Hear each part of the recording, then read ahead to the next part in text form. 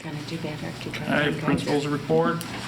Parent-teacher conferences are this Thursday from 12 to 4 p.m. and 5:30 to 8 p.m. in the field house. During this time, parents can pick up their student's report card and visit with as many teachers as they'd like. There's no appointments that are necessary.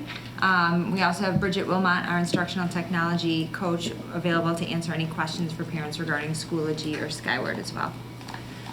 Believe it or not, course selection for the 2018-19 school year is starting next week. The process begins with our current sophomores. The process is first they meet in a large group setting with a guidance counselor, and that will take place for sophomores November 2nd or 3rd, prior to them meeting individually with their assigned guidance counselor during the week of November 6th through the 21st. And so that's for current sophomores. Current freshmen will begin the process on November 20th. And then juniors start the second semester. They come back and register right away in January. So we encourage all parents to look at your student's course selection form and review our online curriculum guide, which will be updated on November 1st. We don't anticipate significant changes, so you can go on now and look early. And that provides specific course information.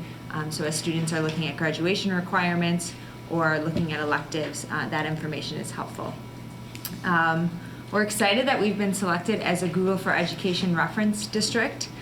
So Google for Education reference district demonstrates excellence and leadership through the innovative use in technology with the Google Suite as well as Chromebooks to create positive learning outcomes. So they had reached out to us and invited us to apply for the program due to our integration of technology into the curriculum.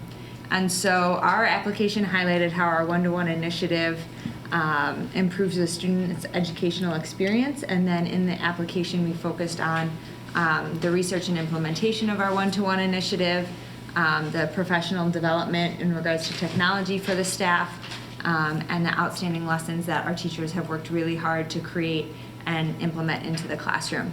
And so as a reference district, we'll be on their website, and so schools can find our name and reach out to us, and we can provide them guidance on any aspect of either a one-to-one school or the Google Suite. So we're very excited about that.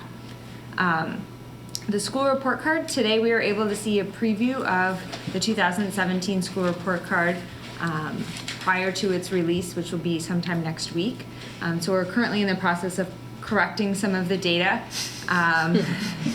Although a lot of the data you have seen already through board reports. And Dr. Skinkos will share it with the board through his Friday update, and then once it becomes finalized, we'll also share it on our website so that parents and community members have easy access to that as well. We are in the process of preparing for Veterans Day, and so students will have an opportunity to honor our military veterans in a personal way on our annual Veterans Day program, which is November 10th from 8:30 to 10:30. And we're seeking veterans that are willing to discuss their service with students and answer questions about their experience. So the program begins with a continental breakfast for veterans, followed by a school-wide assembly honoring the veterans in attendance. And then our veterans visit classrooms, and it's a great opportunity for our students to be able to listen to their experiences in more detail and to ask the veterans questions.